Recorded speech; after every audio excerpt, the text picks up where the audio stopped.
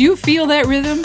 For people like me who were 20 years old in the 80s, this sound takes me back to fitness programs we watched on our video recorders where blonde, beautiful women with back-combed hair dressed in neon-colored jumpsuits jumped up and down, encouraging us to get fit.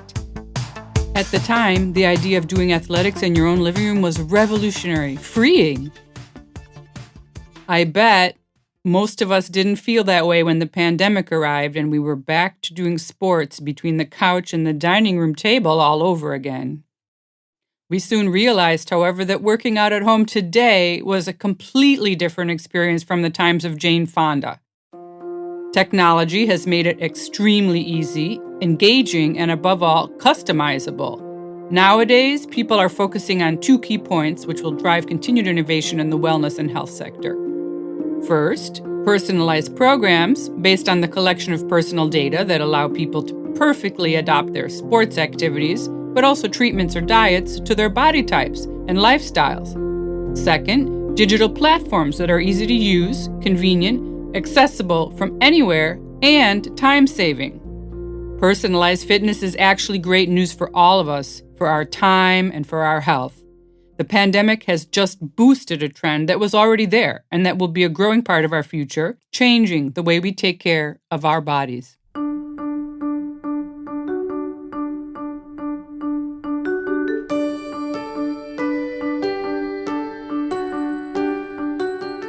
I'm Jennifer Clark. I am a journalist and I've always been passionate about great stories. This is a story that is 190 years old. It is the story of Generali and how it has always been a life partner for its clients, for global communities, and for those who are in need, with a spirit of constant innovation and sustainability. It's a story that comes a long way into the future. This is 190 Years of Future. Episode 7, The Future of Wellness.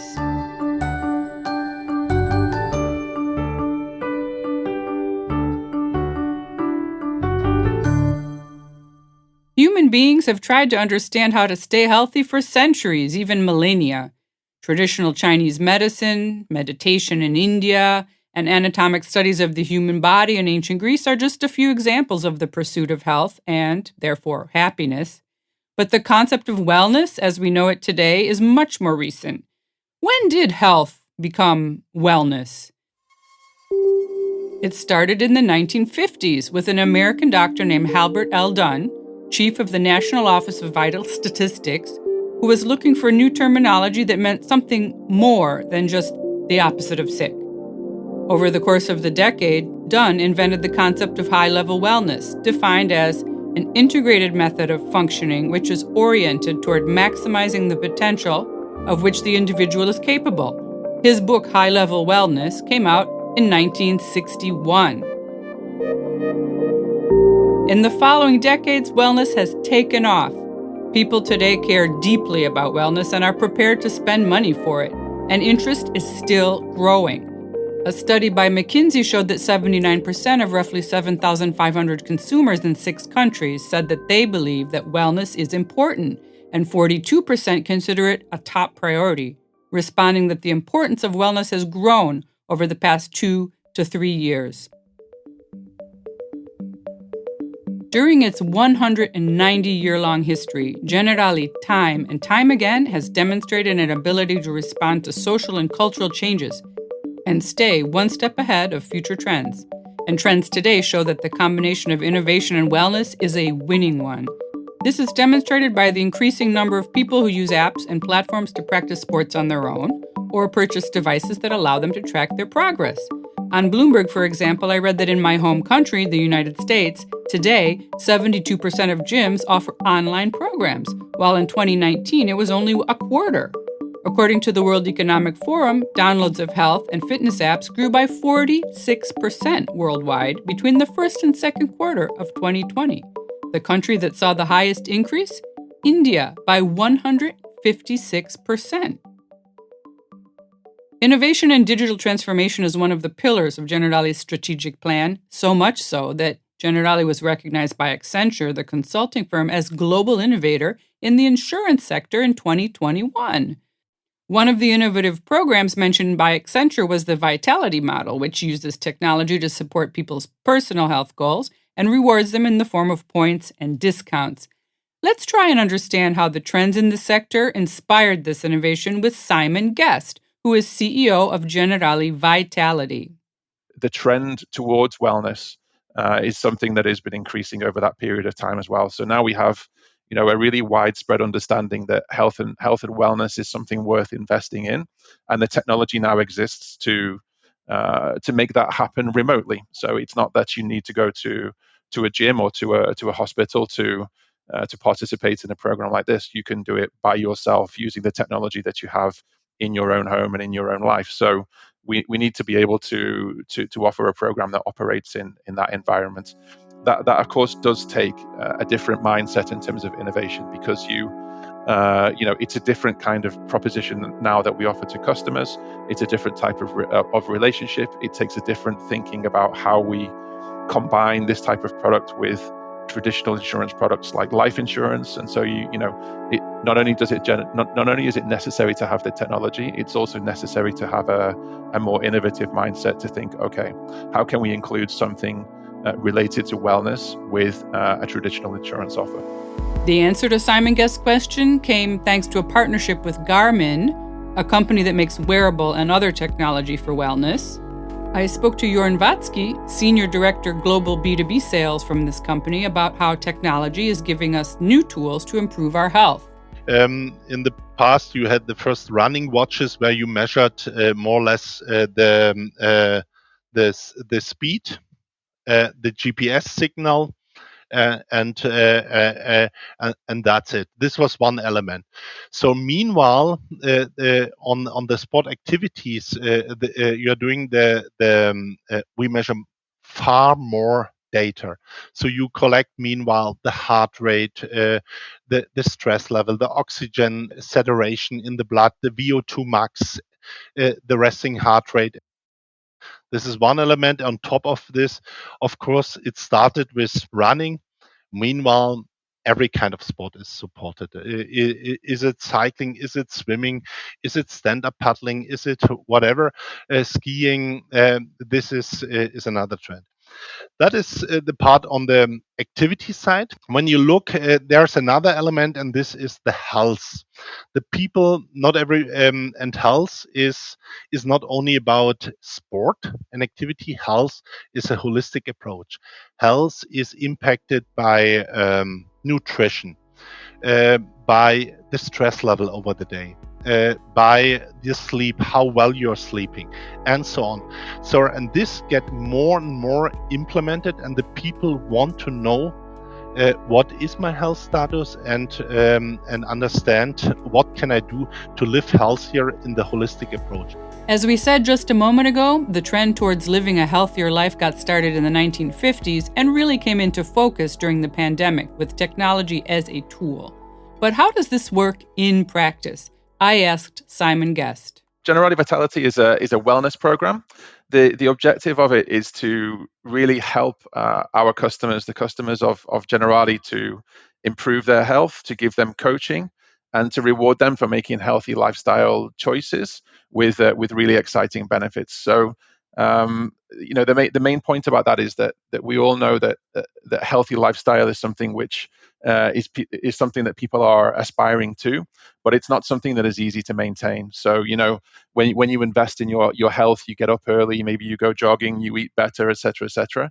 It's something that takes quite a long time for you to see the benefits and the results of. So what Generali Vitality really does is provide a sort of platform and an ecosystem to help members our customers on a daily basis to make healthy choices, to go and see their doctor, and to get screenings, and to make good choices, and it rewards them on the way for doing that. So it's really let's say a coach or a partner for our customers to live a healthier life. So it's more or less like a personal trainer in 3 steps. After joining, you download the app to access the program on your phone. Then the first step is called Know Your Health. This helps you assess your own physical and mental well-being and your habits and so on. At that point, you get something called your Vitality age, which is not your real age. It's sort of a target that you can work towards. The second step is called Improve Your Health, which is what it sounds like, with tips and programs. This is where the technology steps in to help you monitor your achievements and progress, and where you can earn points to spend on things like Adidas fitness equipment, for example. And the last step is called Enjoy Your Rewards.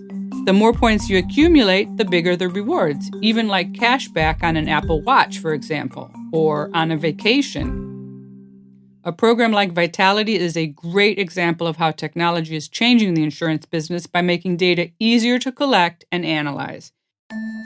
Let's take a step back and look at the big picture on data and innovation by talking to Bruno Scaroni, Group Chief Transformation Officer.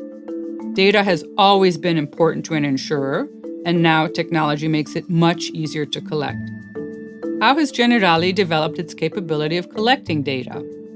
I would say that management of data has always been on top of the priority list of any insurance company, because eventually it is through data that you can really manage risks. So this is a quest that has always been there since the start of the industry back in centuries ago. So there's also a competence that one needs to build in terms of managing data.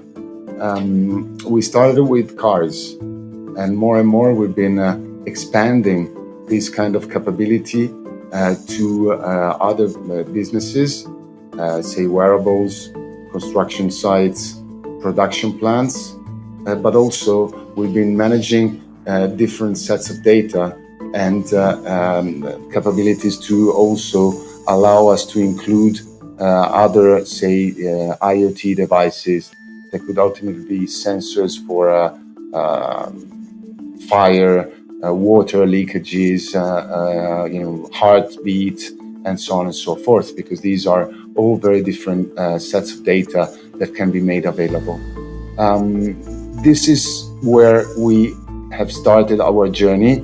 That is by no means over, because more and more IoT will become pervasive. There is some statistics that say that the entire market of IoT could reach $265 billion US dollars by 2026. The other interesting aspect about Vitality besides technology is how it changes the relationship between Generali and its customers. Usually with an insurer, you interact just a few times each year, mostly when you file a claim. Instead, with Vitality, Generali is actually partnering with the member for health and prevention. How does it fit in with Generali's insurance policies? I asked Simon Guest about this shift. What's important to understand about Vitality is that we see it as a program that's important to our customers who are with us with their life and health insurance. It doesn't have any impact on their life and health insurance policy in terms of claims, in terms of conditions, in terms of the fact that Generali is there to support them from an insurance point of view. But we think that there is actually a piece missing, or that historically there's been a piece missing, which is that we have a role to play in terms of prevention to help customers to live a healthier and a happier life, and not only be there in terms of when difficult things happen or customers become sick or we need to pay claims. That is our core role. But we believe that there is a piece missing, and that we can play a role in helping customers to prevent that. Then what naturally comes from that is what we call something called shared value, because in the end, if we have customers who are living healthier lives, that's clearly better for Generali as well as an insurance company, because it will pay over the long run less claims, and we'll have a healthier portfolio. But what we believe is that we should share that value back with customers. So we do that through things like the Vitality program, through charging lower premiums for customers that engage with it, through funding Vitality in terms of customers getting rewards on a daily and weekly basis from us. So actually, we think there's a sort of win-win situation there, where insurers can help customers not only at the time of claim, but also in terms of prevention. It benefits Generali for sure, but we share that benefit back with our customers. So it creates a more interesting relationship between Generali and our customers. We talked a bit about how the pandemic has shown people that they don't always need a gym to stay healthy, if they have the right app and a bit of willpower. But the pandemic has shown the fragility of systems which are not able to manage and analyze data. What is the lesson learned by the insurance industry? I asked Bruno Scaroni again to give us the big picture. There are many lessons, and potentially some of these are still to be digested by all of us, including me. I think that more and more we realize that as digital becomes mainstream, the power of data is immense. And the more we can access data, the more we can retrieve data, especially on a continuous flow basis, the better we are in terms of providing real value to our customers. Of course, there needs to be an alignment of interests with customers so that they are willing to share data and they see the value of sharing data. The second thought that I would give you is around the fact that, for example, in many health or social systems, data have not been made available in the past. And this has been a road stopper for a number of countermeasures to fend off the pandemics, including vaccination campaigns. As far as the insurance industry is concerned, technology is an incredible disruptor. More and more, the combination of technology and insurance can unleash further, higher value for customers. It allows the retrieval of data, especially on a continuous flow basis, rather than managing single data points that has always been the kind of standard for the entire industry for managing risks. So I see technology really changing the landscape of everything that we do along the entire value chain. Bruno Scaroni, as Group Chief Transformation Officer, if you had to bet on a new technology right now, what would it be? The first one is surely IoT. Telematics has been something that has started with cars and say anti-fraud or theft defense kind of like activities. But now that IoT is embracing many other pieces of equipment from home to production lines to wearables, I really think that the combination of insurance and IoT is to the point also that I was describing beforehand, the most revolutionary, opportunity at grasp for the entire industry. I guess that we will be seeing an incredible change in terms of availability of data in a continuous manner through 5G. Now, 5G is not a standard yet that we sort of experience in daily living, but the combination of low latency times and reliability of networks and speed are going to be incredibly powerful in order to enhance what IoT can provide. So IoT would be kind of the chassis. The 5G would be the network, and the brain power, which is the third technology that I would mention to you, is surely AI. If you think about all three in a value chain, these are, the three factors that can really make a giant leap forward, and not just for the insurance industry, but for potentially any industry where data and connections and services provision is what you offer. So AI would be what you have as a steering wheel once the 5G provides you with data, and the IoT is the connection with what you really want to ensure. In 1831, Generali introduced the first forms of geolocalization for fire insurance. In 1836, the company came up with hail tables, a set of data and memories collected on site to identify parameters for compensation and to provide a level of uniformity to the market. At the end of the 1800s, an automatic insurance policy dispenser allowed customers to have immediate insurance coverage for long train journeys. In 1932, Generali introduced the first electromagnetic tabulating machines at its headquarters in Trieste to make advanced calculations about its portfolio and coverage. In 1963, it became the main shareholder of Europe Assistance, a professional organization capable of promptly helping anyone in difficulty away from home, with the unique characteristic of offering state-of-the-art medical assistance. Every time we hear the word innovation, we imagine a futuristic scenario where cars fly and people can teleport from one place to another, just closing their eyes and focusing on their destination. What we sometimes forget is that innovation was always part of our lives, our history, our DNA. And the history of Generali shows us that pretty clearly. Generali has always had an inclination towards innovation and still does. It's evolving, moving into the future of big data and new digital technologies, always finding new ways of doing what it always did, changing in order to become the best lifetime partner that its customer could ask for.